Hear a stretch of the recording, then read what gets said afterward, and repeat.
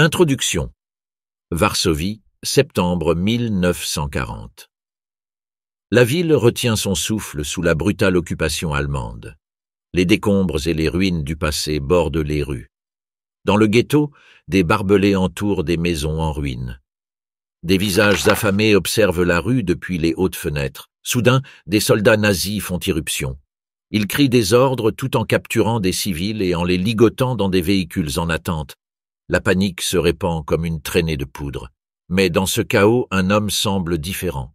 Il est acculé et parqué comme les autres. Aucun d'eux ne sait où il va. L'imagination s'emballe, mais l'homme reste calme. Il sait déjà exactement où ils vont. Il sait que bientôt les portes d'Auschwitz se dresseront devant nous.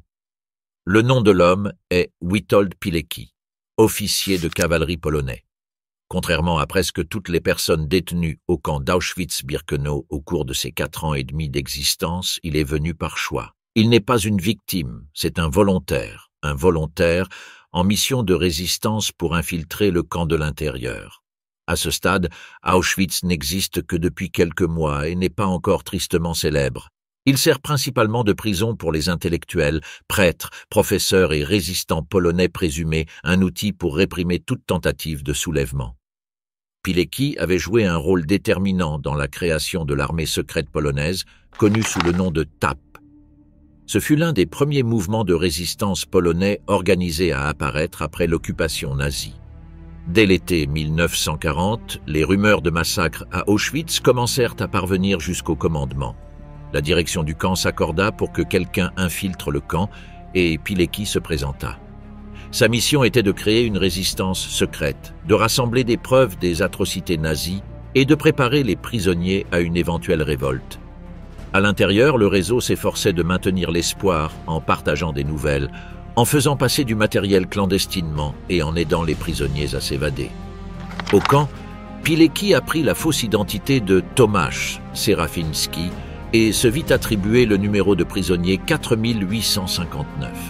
Ce qu'il trouva à l'intérieur du câble était pire que ce à quoi il s'attendait. Famine systématique, exécution arbitraire, maladie et torture.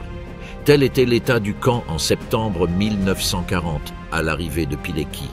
Il ne le quittera qu'en avril 1943. Durant cette période, il vit ce site, autrefois caserne de l'armée polonaise, se transformer en une immense usine de mort et de torture, l'épicentre du chapitre le plus odieux de l'histoire humaine et un lieu où plus de 1,1 million de personnes souhaitèrent périr. Voici l'histoire d'Auschwitz. Les portes d'Auschwitz. Plus de 1,3 million de personnes seront envoyées à Auschwitz pendant la guerre, la grande majorité entre 1942 et la fin de 1945. Lorsqu'un prisonnier atteignait les portes, l'horreur commençait non pas dans les chambres à gaz, mais au moment où les portes du train s'ouvraient. Entassés dans des wagons à bestiaux pendant des jours, sans nourriture, sans eau ni sanitaire, hommes, femmes et enfants sont sortis de l'obscurité, désorientés. Nombre d'entre eux avaient été informés qu'ils allaient être réinstallés à l'Est. Certains portaient des valises, des objets de famille, voire des documents officiels. Ce qui les a accueillis, c'est un processus de sélection froid et déshumanisant. À l'entrée d'Auschwitz I, le camp de concentration originel, se dressait le désormais tristement célèbre panneau « Travail macht frei », le travail rend libre.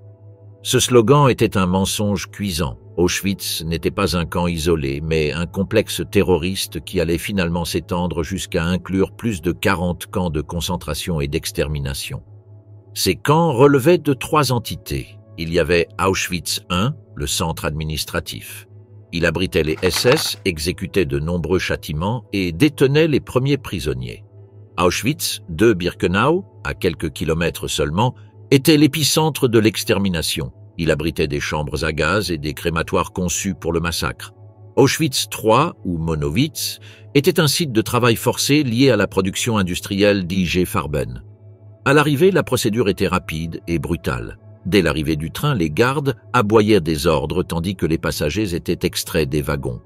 Chacun était prié d'abandonner ses biens, dont la plupart seraient pillés par les gardes ou emballés et renvoyés en Allemagne pour enrichir l'État nazi. La sélection commença immédiatement. Les familles étaient réparties. hommes et enfants plus âgés sur une rangée, femmes et enfants sur une autre.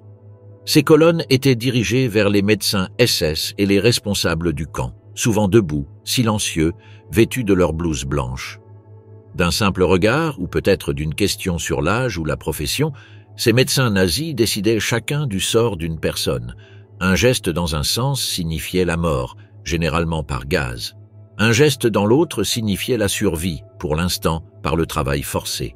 À partir du 4 juillet 1942, la sélection devint pratique courante pour presque tous les transports de masse de juifs. Quoi? Ce système sporadique commença, puis se transforma en un mécanisme routinier d'assassinat nazi. Les personnes âgées, les femmes enceintes, les malades et les jeunes enfants étaient presque toujours envoyés mourir immédiatement. Aucune explication n'était donnée. Ceux qui étaient sélectionnés pour la mort étaient informés qu'ils allaient prendre une douche ou être épouillés. Ils étaient conduits dans ce qui ressemblait à des bains publics. Une fois à l'intérieur, le Zyklon B était largué par les ouvertures supérieures. En 20 minutes, tous les occupants étaient morts. L'ensemble du processus de sélection à Auschwitz dissimulait sa brutalité sous une fausse apparence de science et d'autorité médicale. En utilisant du personnel médical et des termes comme « aptitude au service », les nazis tentaient de présenter le processus comme logique, efficace et uniforme, autant que nécessaire. Cette façade pseudo-scientifique visait à aseptiser le massacre, le faisant passer pour une politique rationnelle plutôt que pour un génocide barbare. En réalité, ces décisions étaient arbitraires, biaisées et ancrées dans une idéologie raciste, et non dans des faits médicaux. La froideur et la bureaucratie des sélections donnaient un terrifiant sentiment d'ordre à un acte profondément inhumain. Ce mirage de légitimité scientifique a aidé les nazis à perpétrer des massacres tout en se distanciant de l'horreur morale de ce qui était réellement commis. Ceux qui étaient sélectionnés pour vivre, au moins un temps, étaient rassemblés dans un registre. Ils étaient rasés, déshabillés et épouillés. Leurs papiers d'identité étaient brûlés. À partir de ce moment, ils n'avaient plus de nom, seulement des numéros tatoués sur leur peau et enregistrés dans des registres. On distribuait des vêtements, des uniformes dépareillés pour les prisonniers morts, des tissus fins inadaptés à toutes les saisons et des sabots de bois qui causaient des blessures constantes. L'hygiène était quasi inexistante, les maladies se propageaient rapidement. Dysenterie, poux, typhus proliféraient dans la crasse. Si vous tombiez malade ou affaibli et ne guérissiez pas rapidement, vous étiez envoyé à la mort. Votre vie valait autant pour la machine nazie que le travail que vous accomplissiez. Les SS ont conçu l'arrivée pour briser l'esprit. Elle était rapide, désorientante et violente. Chaque aspect visait à effacer l'individu et à le remplacer par un numéro, un corps, un outil. Ce n'était pas seulement un camp, c'était une machine à souffrance. Et pour plus d'1,1 million de personnes, c'était le dernier endroit qu'elles souhaitaient revoir. La vie dans le camp. La majorité des personnes emmenées au camp arrivaient, subissaient une sélection et étaient envoyées directement à la mort. Pourtant, c'est une erreur de considérer les camps uniquement comme un lieu de mort. Des milliers de prisonniers y furent contraints d'y vivre. Environ 1 sur 5 survécut au processus et devint esclave. Pour eux, Auschwitz devint une expérience vécue, une existence à la fois éprouvante et cruelle. La journée commençait avant l'aube, à 4h30 pour les hommes, voire plus tôt pour les femmes. Pour avoir 1 heure de sommeil supplémentaire en hiver, le surveillant de bloc sonnait un gong métallique. Puis les gardiens frappaient les prisonniers à coups de bâton pour les forcer à se laver et à utiliser les latrines au plus vite. Il y avait trop de prisonniers et trop peu d'installations. L'hygiène était un combat quotidien. Les prisonniers étaient entassés par centaines dans les baraquements, mais ne disposaient que de quelques toilettes communes. Dans certaines zones du camp, 16 baraquements abritant des milliers de personnes n'étaient desservis que par 3 latrines. Il ne s'agissait pas d'écuries privées ni de toilettes séparées, mais simplement d'un long banc en béton percé de trous au-dessus d'un canal d'égout. L'eau potable était rare. Les toilettes étaient froides, sombres, boueuses et emplies d'une odeur d'eau contaminée, un style de propagande étrange. Des peintures ornaient les murs avec des images du « bon prisonnier » qui se lavait consciencieusement et du « mauvais prisonnier » qui restait calme et était averti qu'une situation difficile était terminée. Mais même s'il parvenait à se laver, il n'y avait rien à manger. Le petit déjeuner consistait en un demi-litre de tisane liquide ou de succédané de café amer, ni nourriture, ni sucre, ni lait. Juste un liquide amer pour commencer une nouvelle journée fatigante. Un deuxième coup de gong retentit sur la redoutable liste des détenus. Ils durent s'aligner par rangées de 10 dehors, sans se soucier des le temps. Tout le monde était compté, encore et encore. Si les chiffres ne correspondaient pas, ils devaient rester sur place pendant des heures jusqu'à ce que le problème soit résolu. Si quelqu'un s'était évadé ou était simplement soupçonné de l'avoir fait, l'appel pouvait durer une journée entière. Il est arrivé qu'il dure 19 heures d'affilée.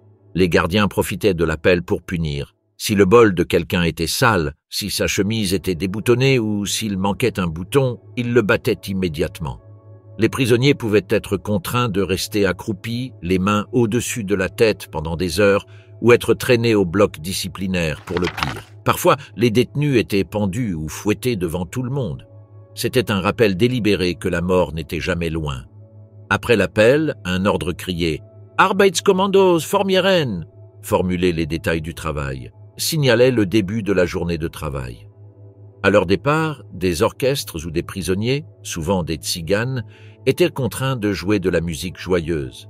Le travail en lui-même était brutal. Les détenus creusaient des tranchées, transportaient des pierres, posaient des briques ou transportaient des rondins. La plupart du temps, ils travaillaient en extérieur, quel que soit le temps. Durée point. La journée durait généralement 11 heures, parfois plus longtemps en été. Il n'y avait pas de pause. Même l'utilisation des latrines était chronométrée. Un détenu de chaque groupe de travail était chargé de se tenir à l'entrée et de noter le temps que chacun mettait à se soulager. Les gardes et les capots surveillaient chaque mouvement. Le moindre signe de faiblesse, le moindre moment de répit pouvait entraîner une raclée, voire pire. À midi, le seul repas chaud de la journée était servi, 3/4 de litre de soupe claire et liquide. Le contenu comprenait de la viande 4 fois par semaine, un rutabaga ou une pomme de terre les 3 autres. Ce liquide, souvent insipide, était la seule nourriture dont disposaient les prisonniers pour tenir le coup pendant leur journée de travail. Le repas du soir était tout aussi sinistre. Environ 300 grammes de pain, souvent moisi, accompagné d'une fine couche de margarine, d'une cuillerée de confiture ou de fromage, ou d'une tranche de saucisson. Les prisonniers soumis au travail forcé recevaient des rations légèrement plus généreuses, mais jamais suffisantes pour être rassasiés. La nuit, il y avait un nouvel appel, et avec lui, une nouvelle occasion de punition. Si un prisonnier manquait à l'appel, tous les autres restaient figés sur place jusqu'à ce qu'ils soient retrouvés, ou que les SS décident de la conduite à tenir. Une fois l'appel terminé, les prisonniers retournaient à leur baraquement. Mais il n'y avait pas de répit. Leurs conditions de sommeil étaient une autre forme de torture. Le silence forcé commençait à 21 heures au son d'un gong. Les prisonniers dormaient entassés en rangs serrés, souvent à même le sol ou dans des couchettes en bois ou en briques. Pour éviter les vols, ils gardèrent leurs vêtements et leurs chaussures toute la nuit, les utilisant comme oreillers ou couvertures chaque fois que possible. Le survivant Miklos Niezli décrit comment ils étaient contraints de rivaliser avec leurs codétenus pour l'espace.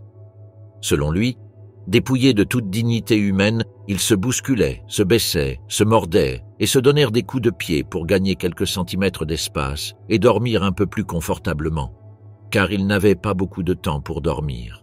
Le dimanche était le seul jour sans travaux forcés, mais ce n'était pas un jour de répit. Les détenus devaient nettoyer les baraquements, récurer les latrines et prendre leur douche hebdomadaire. Avec un peu de chance, ils pouvaient recevoir ou envoyer du courrier, mais les Juifs n'étaient pas autorisés à en recevoir. Les SS censuraient tous les messages sortants et quiconque ne parlait pas allemand devait échanger du pain contre de l'aide pour écrire. Certains prisonniers tentaient de préserver leur identité en marquant secrètement le sabbat ou en suivant les fêtes juives sur des calendriers occultes. Mais sans horloge ni montre, le temps lui-même devenait difficile à suivre. La vie était définie par une souffrance quotidienne, épuisante et institutionnalisée. De mon réveil en prison jusqu'à l'instant où il s'effondrait dans une couchette crasseuse, chaque seconde était une lutte pour la survie.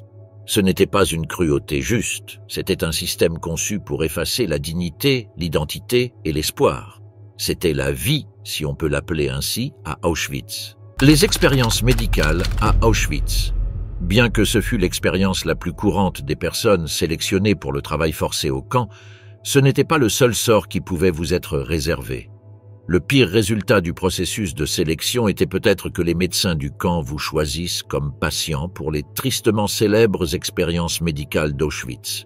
Dans les soi-disant hôpitaux et cliniques, les médecins des camps nazis ont mené des milliers d'expériences médicales cruelles, grotesques et inutiles sur d'innombrables hommes, femmes et enfants, souvent sans anesthésie, sans consentement et toujours sans pitié. Ces études pouvaient avoir une certaine prétention scientifique, certaines données étaient enregistrées et des thèses avancées. Mais en réalité, il ne s'agissait pas de persécuter le savoir, mais plutôt de torturer des individus jugés indignes de vivre. Un nom est devenu le symbole de la cruauté perverse de ces soi-disant efforts scientifiques, celui du docteur Joseph Mengele. Mengele avait obtenu un doctorat en anthropologie avant de rejoindre le parti nazi et de devenir un fervent défenseur de ses théories infondées sur l'hygiène raciale. Ces idées devinrent essentielles à la justification nazie de la solution finale. Il finit par se rendre à Auschwitz, où, après avoir gravi les échelons, il trouva rapidement le moyen de mettre à l'épreuve certaines de ses anciennes théories anthropologiques. Mengele était particulièrement fasciné par les jumeaux, persuadé qu'ils pourraient lui permettre d'en apprendre davantage sur le génome humain. Il entreprit donc de rencontrer des jumeaux à Auschwitz. Des enfants, pour la plupart, souvent âgés de 5 ou 6 ans. Plus de 1500 paires de jumeaux furent utilisés pour des expériences sous sa supervision. Au début, ils étaient relativement bien traités, du moins comparés aux autres prisonniers. On leur donnait une meilleure nourriture, des vêtements plus propres, et on leur disait qu'ils étaient spéciaux. Ceux qui travaillaient avec Mengele rapportaient qu'il se montrait gentil avec les enfants, leur disant qu'ils pouvaient l'appeler « tonton ». Mais ce n'était qu'une façade. Mengele se livrait à des expériences atroces. Il s'injectait des produits chimiques dans les yeux pour tenter d'en changer la couleur, cousait des jumeaux pour créer des frères et sœurs siamois et prélevait des membres ou des organes sans anesthésie. Des transfusions sanguines étaient pratiquées entre jumeaux pour vérifier la possibilité de transfert de traits. Si l'un des jumeaux mourait ou était tué, Mengele assassinait l'autre afin de pouvoir procéder à des autopsies comparatives. Très peu de ces jumeaux survécurent, et ceux qui survécurent en restèrent marqués physiquement et psychologiquement à vie. D'autres médecins se sont concentrés sur des expériences de reproduction. Le docteur Karl Klauberg a mené des essais de stérilisation dans le bloc 10 d'Auschwitz, utilisant des rayons X, la chirurgie et des injections chimiques pour détruire les organes reproducteurs de femmes juives et roms. Ces interventions étaient souvent réalisées sans anesthésie. De nombreuses femmes mouraient d'infections ou d'hémorragie interne. Celles qui survivaient étaient stériles et souffraient souvent de douleurs chroniques. Nombre de celles qui survécurent furent tuées pour permettre l'autopsie. L'objectif n'était pas seulement l'eugénisme, mais le génocide. Les nazis voulaient trouver le moyen le plus efficace de stériliser des populations ethniques entières. Lier toutes ces atrocités était une idéologie toxique. Les médecins d'Auschwitz ne considéraient pas leurs victimes comme des êtres humains. Ils croyaient accomplir un travail précieux pour le Reich et que les souffrances qu'ils causaient étaient justifiées par la science raciale qu'ils servaient. Mais ce n'était jamais de la science, c'était cruel, c'était de la torture déguisée en recherche, et nombre de ces médecins n'ont jamais été traduits en justice. L'histoire de Joseph Mengele ne s'est pas terminée avec la chute d'Auschwitz. Alors que les Alliés se rapprochèrent du camp, il s'est enfui, d'abord vers d'autres régions d'Allemagne, puis vers l'Amérique du Sud.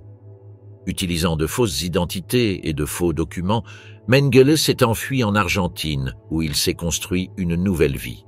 Il n'a jamais été capturé, malgré les efforts internationaux, notamment des services de renseignements israéliens.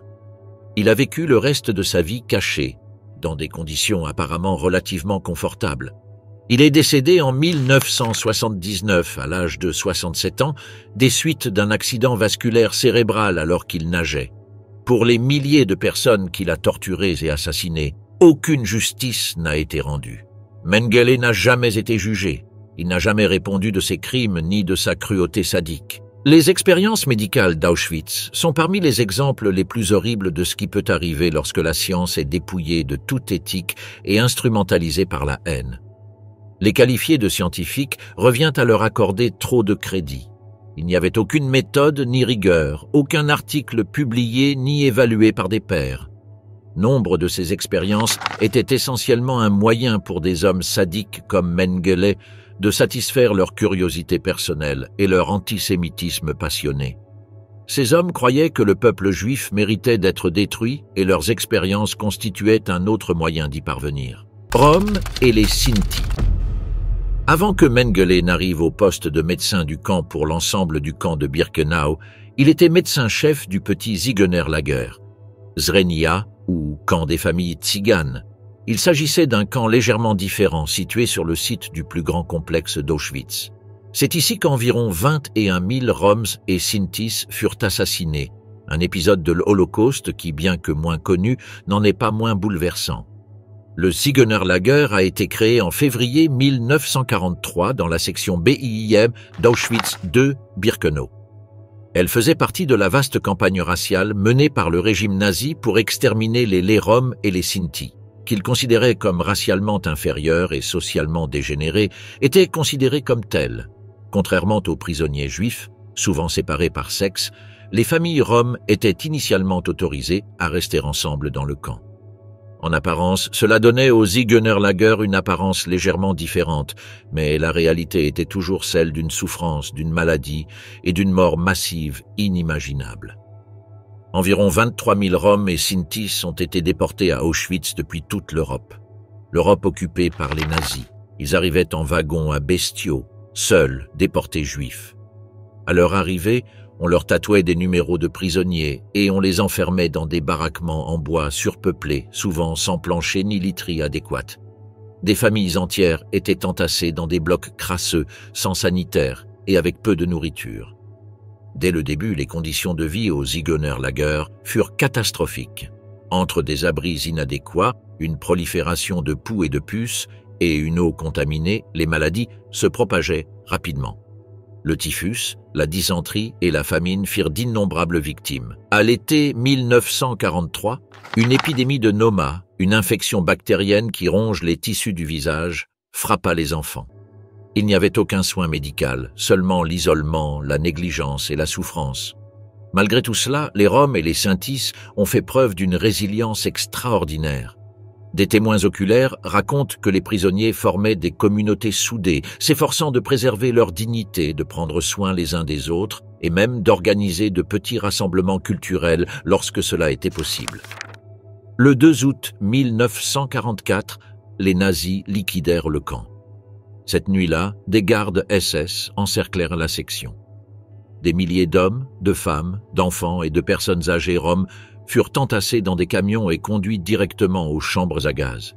Environ 2900 personnes furent assassinées cette nuit-là. Des rumeurs de résistance circulaient à l'avance. Certains prisonniers tentèrent de barricader leurs baraquements. Peu importait. La population entière du Ziegener-Lager a été effacée en une seule opération. Au total, sur les quelques 23 000 Roms et Sintis emprisonnés à Auschwitz, environ 21 000 ont été assassinés, soit par la famine, la maladie, des expériences médicales ou dans les chambres à gaz. Après la guerre, le génocide des Roms et des Sinti fut largement ignoré ou minimisé. Ce n'est que des décennies plus tard que ce génocide, connu en Roumanie sous le nom de Porajmos ou dévoreur, fut reconnu. Des mémoriaux existent aujourd'hui à Auschwitz-Birkenau pour honorer les victimes et le 2 août, date de la liquidation du camp. Le Ziegener-Lager est célébré comme la journée de commémoration du génocide des Roms. L'histoire de le Ziegener-Lager n'est pas une simple note de bas de page concernant Auschwitz. Il est essentiel pour comprendre toute l'ampleur de l'idéologie raciale nazie et l'ampleur de ses atrocités. Ces victimes, une fois effacées de la mémoire, méritent d'être commémorées avec la même gravité que toutes les autres. Résistance et acte de défiance. Le Ziegener-Lager nous montre que même dans les coins les plus sombres d'Auschwitz, où la souffrance était constante et la mort semblait inévitable, la résilience signifiait qu'ils ne pouvaient pas mourir. Et il en était de même dans tout le camp, où malgré les conditions de vie déplorables, la cruauté inimaginable et la peur constante, les prisonniers trouvaient la force de se défendre. L'histoire de la résistance commence à Auschwitz avec Witold Pilek, le fonctionnaire polonais qui a accepté d'infiltrer le camp à ses débuts. Dès son arrivée, il commença à recruter des codétenus au sein d'une organisation clandestine connue sous le nom de ZOW, Union des organisations militaires. Il s'agissait du mouvement de résistance organisé du camp. Dès le début, Pílek se préparait à la perspective d'un soulèvement de masse organisé, si l'occasion se présentait. Les récepteurs radio ZOW étaient fabriqués à partir de pièces volées et transmettaient des messages sous le nez des gardes SS.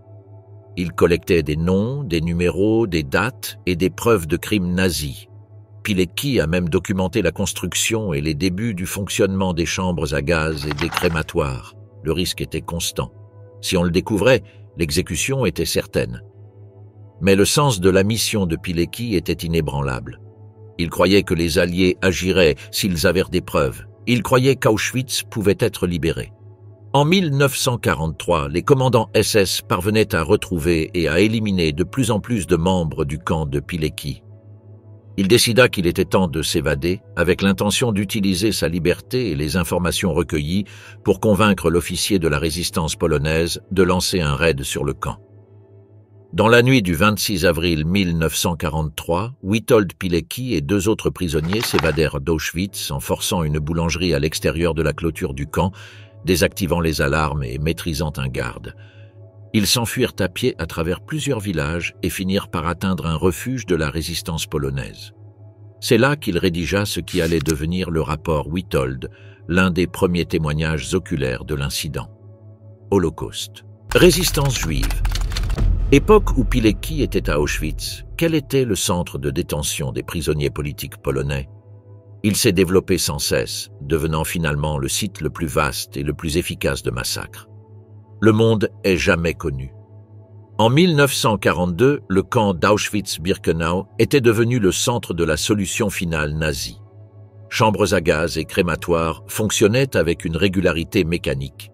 Même ceux qui n'étaient pas immédiatement envoyés à la mort enduraient des conditions de travail sanitaire difficiles et une famine systématique, ce qui provoquait une propagation fulgurante de la mort. Dans ce contexte, la résistance juive organisée devint quasiment impossible. Contrairement aux prisonniers politiques polonais des premières années, la plupart des Juifs arrivés étaient immédiatement condamnés à mort. Ceux qui étaient sélectionnés pour le travail forcé étaient mal nourris, brutalisés et constamment menacés d'exécution. Le coup physique, le traumatisme psychologique et l'isolement rendaient toute rébellion coordonnée extrêmement difficile. La résistance ne s'éteignit pas. Des témoignages documentés font état de Juifs sabotant des équipements d'usine, faisant passer des messages en contrebande et attaquant des gardes avec des outils volés. Certains réussirent à s'échapper, aidés par des uniformes volés ou des explosifs introduits en contrebande. À mesure que la population du camp augmentait, les prémices d'un mouvement de résistance juive plus organisé se formèrent. Ce mouvement culmina avec le soulèvement des commandos d'enquête d'octobre 1944. Les membres du commando Probe étaient des prisonniers juifs contraints de travailler dans les crématoires. Ils éliminaient les corps, nettoyaient les chambres à gaz et balayaient les cendres. Leur tâche était la plus horrible et la plus secrète du camp, et ils étaient régulièrement exécutés pour taire ce qu'ils savaient. Ils étaient contraints, sous la menace directe de la mort, de faire partie de la machine de mort nazie. Un rôle essentiel, si crucial qu'ils devaient rester en bonne santé pour pouvoir continuer leur travail. De ce fait, ils bénéficiaient de meilleures rations alimentaires et étaient moins exposés aux exécutions arbitraires. De ce fait, ils survivaient souvent plus longtemps que les autres détenus, mais ils étaient eux aussi systématiquement envoyés dans les chambres à gaz et remplacés par des détenus nouvellement arrivés. Parce qu'ils vivaient plus longtemps et étaient en meilleure santé que la population générale, ils étaient capables de mieux s'organiser. De plus, ils étaient parmi les rares au monde à connaître l'ampleur du génocide nazi. Ils manipulèrent les corps des victimes systématiquement assassinées. À l'automne 1944, ils décidèrent de riposter. Pendant des mois, les femmes travaillant dans les usines de munitions ont détenu des prisonnières comme Esther Weichblum, Ella Gertner et Regina Saphirstein, qui faisaient sortir clandestinement de minuscules quantités de poudre à canon avec tout ce qu'elles trouvaient, souvent des boîtes d'allumettes, au péril de leur vie, un dé à la fois. Elles voulaient apporter ces petites quantités à Rosa Robota, une juive polonaise qui avait vu toute sa famille mourir lors du processus de sélection. Elle était le lien entre les ouvrières et les commandos de combat. Les préparatifs durèrent plus d'1 an et demi, l'objectif étant de réunir suffisamment d'explosifs pour détruire les chambres à gaz et déclencher la rébellion. Cette opération devait être coordonnée dans tout le camp. Cependant, lorsque 400 membres du commando Probe furent tués suite à la réduction du nombre de nouveaux détenus, ceux qui restèrent anticipèrent un sort similaire et décidèrent d'agir. Le 7 octobre 1944, le Sonderkommando du crématorium 4 se révolta. Il attaqua les gardes à coups de marteau, de pierres, de haches et de grenades ménagères. Il fit exploser une partie du crématorium, l'embrasant. Dans le chaos, environ 80 prisonniers réussirent à s'échapper, mais plus de 400 furent tués par les SS qui cherchaient à écraser la rébellion. Bien que nombre de ces 80 prisonniers furent repris, certains survécurent à la guerre. 3 gardes allemands furent également tués au cours des combats. 4 femmes impliquées dans la contrebande, dont Rosa Robota, furent emmenées pour interrogatoire. Bien que Robota ait été soumise à d'intenses tortures, celle qui connaissait la plupart des personnes impliquées dans le complot ne révéla aucun nom. Elle fut pendue en janvier 1945 à l'âge de 23 ans. Le soulèvement a réussi à mettre définitivement hors service le crématorium et à briser le mythe selon lequel les victimes de l'Holocauste auraient accepté passivement leur sort. C'est une histoire de résilience et de courage face à un mal écrasant. Punition. Être envoyé à Auschwitz et contraint aux travaux forcés était déjà une punition incompréhensible, mais les souffrances n'y prenèrent pas fin. Les gardiens pouvaient aggraver la situation et le faisaient souvent. Les détenus vivaient sous la menace constante de nouveaux supplices pour la moindre infraction. S'arrêter pendant le travail, parler sans raison ou tenter de manger un morceau de nourriture supplémentaire suffisait à attirer la colère des gardes SS. La flagellation était une forme courante de châtiment à Auschwitz. Les victimes étaient attachées à un cadre en bois appelé la chèvre, les pieds immobilisés et le corps allongé sur un banc. Pendant la flagellation, on les forçait à compter chaque coup à voix haute, en finissant par dire « 25, merci beaucoup ». S'ils manquaient un compte ou parlaient mal, les coups commençaient. En théorie, 25 était la limite, mais en réalité, c'était à la discrétion des gardes et le nombre pouvait être bien plus élevé. Parmi les autres tortures, on trouvait la poste, une méthode où les prisonniers avaient les mains liées dans le dos et étaient soulevés en l'air par des chaînes, ce qui leur disloquait les épaules. Ceux qui étaient trop blessés pour travailler étaient ensuite envoyés dans les chambres à gaz. Le bloc 11, souvent appelé le bloc de la mort, était l'un des lieux les plus redoutés d'Auschwitz. Situé au cœur du camp principal, il fonctionnait comme une prison dans la prison, un lieu réservé à la torture, au châtiment et aux exécutions. Les détenus y étaient envoyés pour suspicion de résistance, sabotage, tentative d'évasion ou parfois simplement pour avoir été accusés par un codétenu ou un gardien. À l'intérieur du bloc 11 se trouvaient les fameuses cellules debout. Il s'agissait de minuscules compartiments aux murs de briques d'environ 1 mètre carré, conçus pour entasser 4 prisonniers en les forçant à vivre dans l'obscurité. La durée habituelle de la punition était de 10 jours. D'autres cellules étaient utilisées pour les châtiments par la famine, où les prisonniers étaient enfermés sans nourriture ni eau, souvent jusqu'à leur mort. Les interrogatoires brutaux et les passages à tabac étaient monnaie courante. Dans la cour adjacente au bloc 11 se dressait le tristement célèbre mur de la mort, où les prisonniers étaient fusillés. Le bloc 11 fut également le théâtre des premières expériences avec le gaz Zyklon B en 1941, marquant le début des méthodes d'extermination de masse. Les châtiments collectifs étaient une pratique courante et terrifiante à Auschwitz, où des groupes entiers de prisonniers étaient punis pour le comportement d'un seul individu. Si un détenu s'évadait ou était simplement soupçonné de comploter pour tuer des dizaines d'autres, il pouvait en payer le prix. Au début du camp, si un prisonnier s'évadait, les SS choisissaient des hommes qui travaillaient ou dormaient dans le même bloc que lui. Ils étaient emmenés au bloc 11, placés dans une cellule, et on leur disait qu'ils ne recevraient aucune nourriture jusqu'à ce que l'évadé revienne ou soit capturé. Les otages étaient censés mourir lentement, à moins que l'évadé ne revienne. Dans tous les cas, sauf ceux connus, les otages mouraient de faim ou étaient assassinés. L'une des victimes les plus connues était le père Maximilian Kolb. un franciscain polonais qui s'était porté volontaire pour mourir ailleurs dans la cellule du condamné. Après près de 2 semaines sans nourriture, il fut exécuté par injection létale. Les châtiments par la famine furent moins fréquents en 1943, puis finalement abandonnés.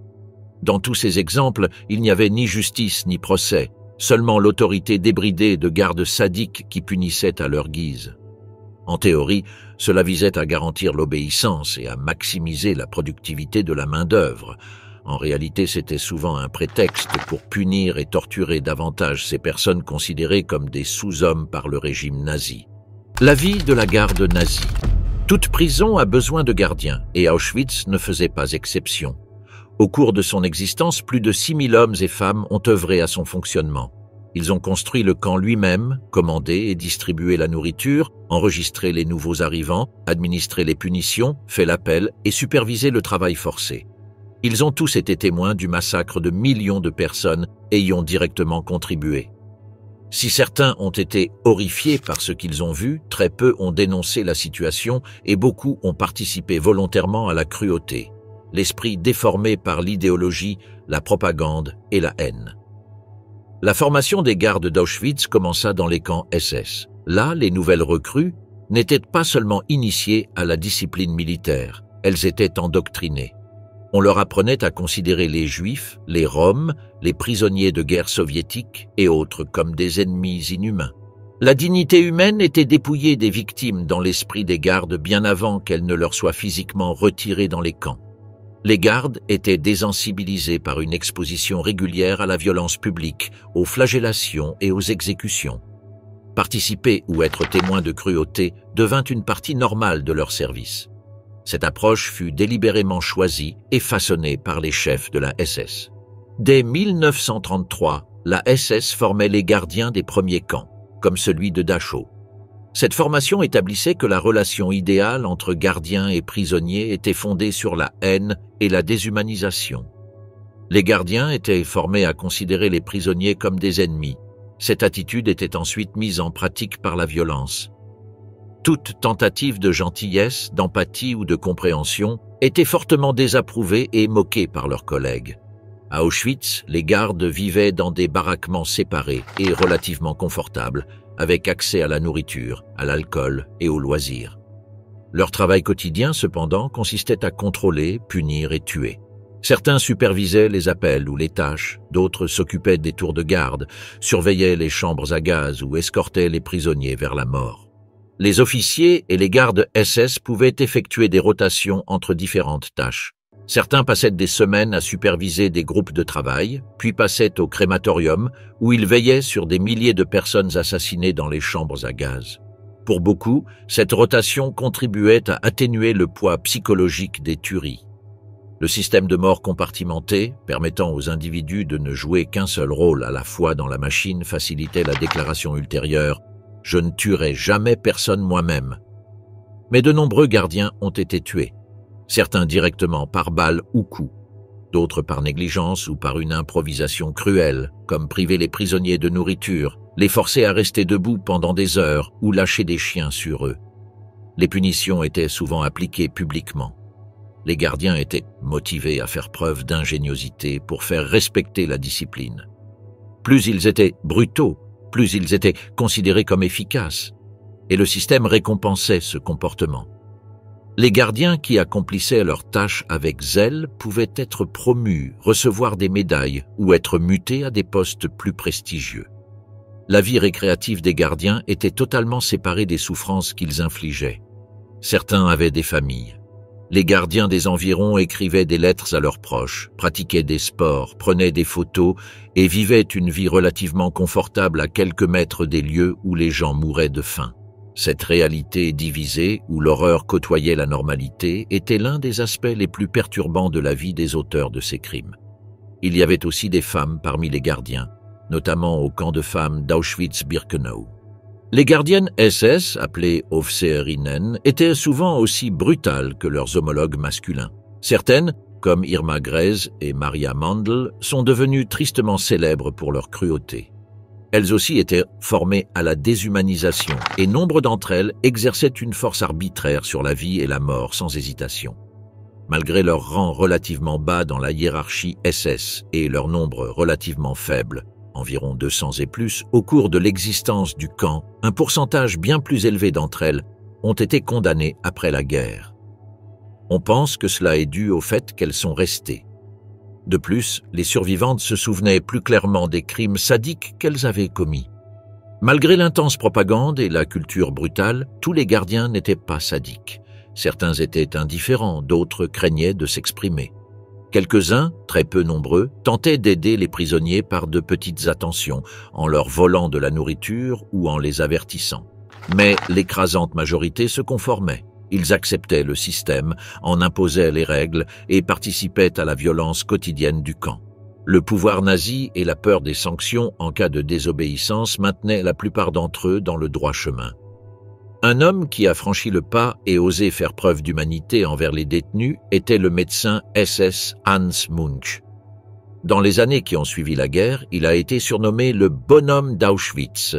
En tant que médecin, Munch était censé effectuer la sélection, en sélectionnant les prisonniers aptes au travail et en les envoyant au repos après leur mort. Il trouvait cela moralement odieux et, contrairement à son serment d'Hippocrate, il refusa catégoriquement d'y participer. Les témoignages des victimes affirment également qu'il élaborait des plans élaborés pour maintenir les prisonniers en vie, affirmant en avoir besoin pour ses expériences ou pour d'autres usages. Un survivant, le docteur Louis Michels, raconte qu'au moment de l'évacuation du camp, Munch lui aurait donné un revolver pour l'aider à s'évader. Si d'autres détenus ont remis en question certains aspects de ce récit et pensent que Munch a bel et bien commis des actes de cruauté, le témoignage d'autres survivants a suffi à faire de lui le seul garde SS acquitté lors des procès d'Auschwitz à Cracovie après la guerre. La vie d'un gardien à Auschwitz était marquée par une profonde corruption morale. Elle montrait comment les systèmes de pouvoir peuvent transformer des gens ordinaires en auteurs d'atrocités. Il ne s'agissait pas seulement de sadisme, mais d'obéissance, de conformité et de la facilité effroyable avec laquelle la cruauté peut devenir routinière. L'élément essentiel de cette cruauté était la déshumanisation. Alors que certains de ceux qui se livraient au sadisme étaient probablement de simples sociopathes, beaucoup d'autres avaient de l'empathie pour la vie, mais étaient formés et choisis pour ne pas l'étendre à la vie de leurs prisonniers. Les Juifs et d'autres personnes ciblées par le régime nazi étaient considérés comme des sous-hommes. C'est cette désignation qui a permis de commettre les plus grandes atrocités. La maison du génocide Auschwitz était un lieu d'horreur et de cruauté. Lieu d'expérimentation forcée, de conditions de vie brutales, de torture et de famine, il est surtout resté dans les mémoires pour son rôle dans l'Holocauste. Entre 1941 et 1945, l'Allemagne nazie et ses collaborateurs ont assassiné 6 millions de Juifs. Ce fut l'Holocauste, la Shoah, le chapitre le plus sombre du XXe siècle. Au cœur de ce drame se trouvait Auschwitz. Auschwitz n'était pas seulement un camp de concentration, c'était un centre d'extermination. Il est devenu le plus grand site de massacre de l'histoire de l'humanité. Plus de 1,1 million de personnes y furent assassinées, dont près d'1 million de Juifs. Les autres prisonniers étaient des Polonais, des Roms, des prisonniers de guerre soviétiques et d'autres personnes considérées comme indignes de vivre. Hitler et le parti nazi avaient ravivé par la force la haine contre la population juive et, à travers le monde, son règne les avait progressivement dépouillés de leurs biens, de leur argent, de leurs richesses, de leur pouvoir et de leurs droits humains. Pendant la Seconde Guerre mondiale, l'Allemagne nazie, en s'étendant vers l'Est, prit le contrôle de vastes territoires abritant d'importantes populations juives, notamment en Pologne et en Union soviétique. On a réfléchi au sort de ces populations juives. Initialement, les Juifs étaient confinés dans des ghettos et certains prônaient un déplacement massif. Hitler et son entourage ont préféré le massacre. Cela a commencé avec ce qu'on a appelé l'Holocauste par balle, où des unités spécialisées de la SS ont conduit des villes et villages juifs entiers vers des fosses communes où ils étaient fusillés. Environ 1 500 000 Juifs ont été assassinés de cette manière. Mais Himmler s'inquiétait du coût psychologique qu'il imposait à ces massacres. Ces méthodes étaient généralement jugées inefficaces. En 1941, alors que la guerre s'intensifiait, les dirigeants nazis commencèrent à formuler ce qu'ils appelèrent la solution finale à la question juive. Il s'agissait d'un plan systématique visant à anéantir tous les Juifs d'Europe. Lors de la conférence de Wannsee en janvier 1942, de hauts responsables officialisèrent la logistique de l'extermination massive. Les déportations vers les camps de la mort commencèrent peu après, et aucun ne souhaitait recevoir plus qu'Auschwitz. Le camp a été choisi comme épicentre du génocide par Himmler lui-même, qui a loué la situation favorable du camp en termes de transport et le fait que cette zone peut être facilement isolée et camouflée. Les premières personnes assassinées furent gazées à Auschwitz le 3 septembre 1941. Les prisonniers de guerre soviétiques, ainsi que les détenus de longue date du camp, désormais considérés comme trop malades pour travailler, furent regroupés. Environ 850 d'entre eux furent tués au Zyklon B, un pesticide à base de cyanure, largué dans le sous-sol scellé du bloc 11. L'essai fut jugé réussi. Combien de fois la construction de chambres à gaz a-t-elle été conçue pour des massacres de masse? Il ne s'agissait pas seulement de lieux d'exécution, elle faisait partie d'une chaîne de production de la mort. On disait que les victimes étaient transportées vers les chambres par la pluie et à pied. Celles qui ne pouvaient pas marcher étaient emmenées dans des camions. Dans des antichambres spécialement aménagées ou derrière des murs, elles étaient contraintes de se déshabiller. Ils étaient parqués dans des pièces. Une fois les portes scellées, les gardes SS larguaient des granulés de Zyklon B par les évents du toit ou les ouvertures des murs. Le gaz tuait en 15 à 20 minutes, souvent moins. Après le Sonderkommando, ils étaient contraints d'éliminer les corps, d'extraire les dents en or, de couper les cheveux et de les brûler dans des fosses à ciel ouvert ou des crématoires. Les fragments d'os qui ne pouvaient être entièrement brûlés étaient souvent abandonnés au niveau du sol, puis rejetés dans une rivière ou parfois même utilisés comme matériaux de construction. Le commando sonde devait ensuite nettoyer la chambre pour le groupe suivant. La plupart des victimes d'Auschwitz étaient des Juifs déportés de toute l'Europe, de France, de Tchécoslovaquie, des Pays-Bas, de Lituanie, d'Allemagne même et de nombreux autres pays. Des communautés entières ont disparu du jour au lendemain. Les Juifs hongrois furent parmi les derniers et les plus nombreux groupes déportés. Au printemps et à l'été 1944, plus de 400 000 Juifs furent envoyés à Auschwitz en seulement 8 semaines. La plupart furent gazés à leur arrivée. Mais Auschwitz ciblait également d'autres groupes.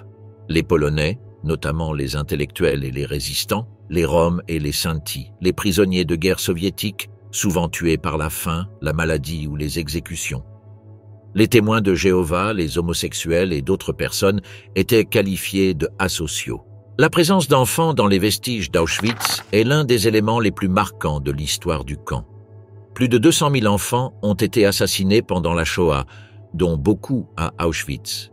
Les enfants étaient presque toujours gazés dès leur arrivée.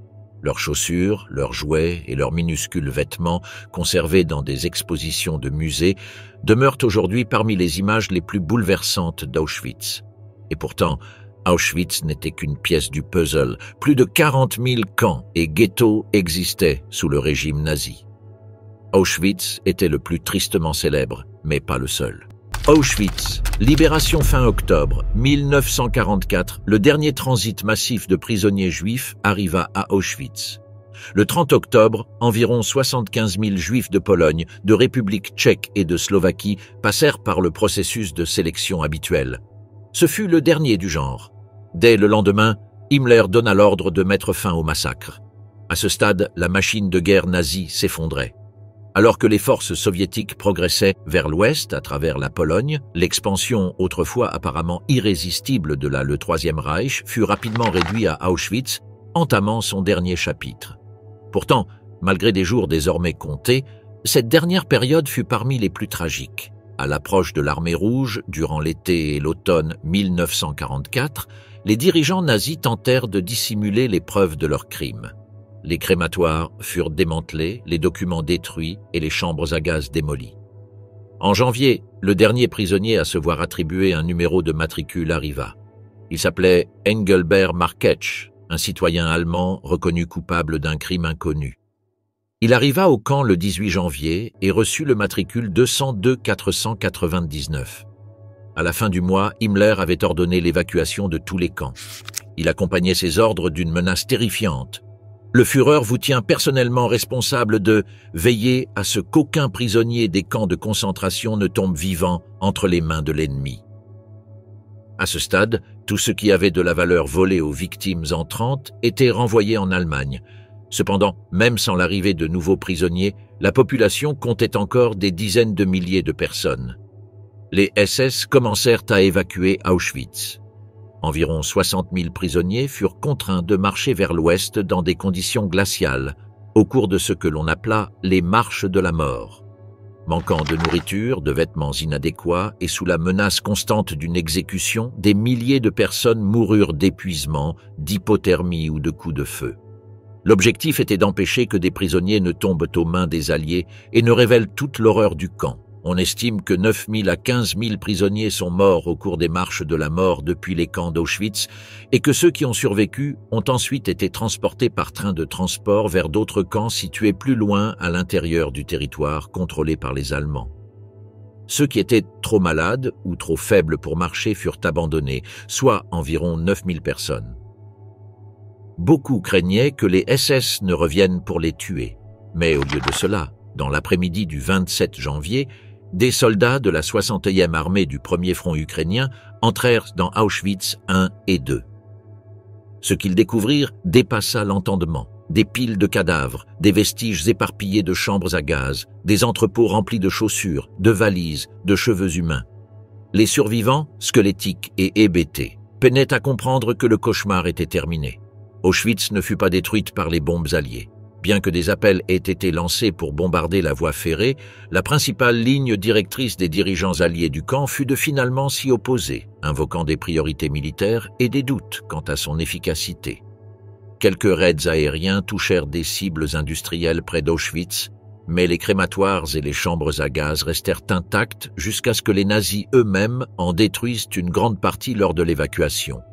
Même dans ces derniers jours, Auschwitz continua de tuer. Lors des marches de la mort, les gardes SS procédèrent à d'innombrables exécutions par rafle. Lors des sélections finales, à mesure que le camp se vidait, la machine de la mort ralentit, mais ne s'arrêta jamais vraiment jusqu'à la libération du camp. Conséquence. Lorsque les troupes de l'Armée rouge arrivèrent à Auschwitz le 27 janvier 1945, elles découvrirent des cendres éparpillées partout. Ces cendres ne provenaient pas seulement des incendies, mais des brasiers qui ravagèrent le camp. C'étaient des preuves. Durant les derniers jours du camp, les SS avaient désespérément tenté d'effacer toute trace de leurs crimes atroces. Tout ce qu'ils purent trouver fut brûlé. Registres, ordres, mémorandums, dossiers. Mais le temps manqua pour tout détruire. La nouvelle de cette découverte commença à se répandre, lentement au début. Correspondants de guerre et prisonniers libérés partageaient témoignages et images. Les autorités soviétiques invitaient les journalistes à visiter le camp, mais les tensions de la guerre froide compliquaient la diffusion de l'information en Occident. Malgré cela, l'ampleur des atrocités d'Auschwitz ne pouvait être dissimulée. Des survivants comme Primo Levi et Elie ont exprimé l'horreur. Wiesel et bien d'autres qui ont transformé le traumatisme en témoignage aidant le monde à comprendre l'ampleur de ce qui s'était passé. Pendant de nombreux mois après la libération, l'ampleur du rôle d'Auschwitz dans la Shoah est restée floue. Ce n'est que grâce au travail minutieux des chercheurs, des historiens et des survivants que les pièces du puzzle ont été rassemblées. Auschwitz n'était pas seulement le plus grand camp de concentration et d'extermination nazie, c'était le plus meurtrier. Plus d'1,1 million de personnes y furent assassinées, en majorité des Juifs. Parmi les autres victimes figuraient des Roms, des prisonniers de guerre soviétiques, des Polonais et des personnes handicapées. Après la guerre, les procès de Nuremberg commencèrent en 1945. D'importants dirigeants nazis furent jugés pour crimes de guerre et crimes contre l'humanité. Auschwitz occupe une place importante dans l'épreuve. Des témoins déposèrent, des photos furent montrées et des documents révélèrent la planification minutieuse d'un massacre. Si de nombreux hauts dirigeants nazis furent reconnus coupables et condamnés, la justice pour Auschwitz resta incomplète. Des milliers de SS y avaient travaillé, mais seule une fraction fut jugée. Nombre d'entre eux retournèrent à la vie civile, protégés par des alliances politiques changeantes ou simplement ignorés. Parallèlement, Des efforts furent déployés pour préserver Auschwitz comme lieu de mémoire. En 1947, le gouvernement polonais créa le musée national d'Auschwitz-Birkenau. D'anciens prisonniers guidèrent les premières visites. Baraquements, chambres à gaz et crématoires furent préservés ou reconstruits pour montrer au public ce qui s'était passé. Le musée devint l'un des mémoriaux de l'Holocauste les plus visités au monde. Cependant, préserver le site s'accompagna de défis. Comment honorer les morts, respecter les survivants et empêcher que le lieu ne devienne un spectacle? Pourtant, malgré les efforts des survivants et des historiens dans l'immédiat après-guerre, l'Holocauste n'a pas pénétré la conscience publique. Il est resté inédit et méconnu. Dans l'Europe de l'Est, désormais sous contrôle soviétique, d'où était originaire la majorité des victimes, notamment juives, les autorités ont délibérément refusé de reconnaître les racines antisémites des massacres. Les mémoriaux, les massacres et les camps de concentration ne mentionnaient que vaguement le nom de victimes, refusant de reconnaître que nombre d'entre elles étaient particulièrement sensibles à leur héritage religieux. Pendant ce temps, en Grande-Bretagne et en Amérique, les gens se concentraient sur l'expérience de la guerre dans leur propre pays. Les récits les plus courants portaient sur le héroïsme personnel de leurs soldats ou sur la volonté de la population de persévérer malgré les difficultés. Ces deux pays avaient leur propre antisémitisme et une prédisposition naturelle à s'attarder sur leurs propres souffrances. De ce fait, beaucoup ignoraient l'ampleur de la cruauté et de la brutalité de la guerre, Holocauste. La situation avait commencé à changer dans les années 1960. Le procès d'Adolf Eichmann, figure clé de la solution finale en Israël, fut retransmis à la télévision à l'autre bout du monde, bénéficiant d'une énorme publicité. L'accusation appela plus de 100 survivants de la Shoah à témoigner, soit bien plus que lors des précédents procès de Nuremberg. L'accent fut mis sur le retour sur les expériences des survivants, qui furent ensuite diffusées dans le monde entier. Ainsi, le public prit peu à peu conscience de la véritable signification de la Shoah. Aujourd'hui, l'Holocauste est devenu un sujet de préoccupation publique bien connu et Auschwitz est un site du patrimoine mondial de l'UNESCO. Site classé au patrimoine mondial. Des visiteurs du monde entier arpentent ces terres. Ils découvrent les baraquements en ruine, les vestiges des chambres à gaz et les vastes champs où tant de personnes périrent. Ils écoutent les guides leur expliquer ce qui s'est passé et lisent les noms gravés sur les pierres commémoratives. Les conséquences d'Auschwitz se poursuivent. Ce n'est pas seulement un chapitre de l'histoire, c'est un impératif moral, se souvenir, apprendre et ne jamais oublier.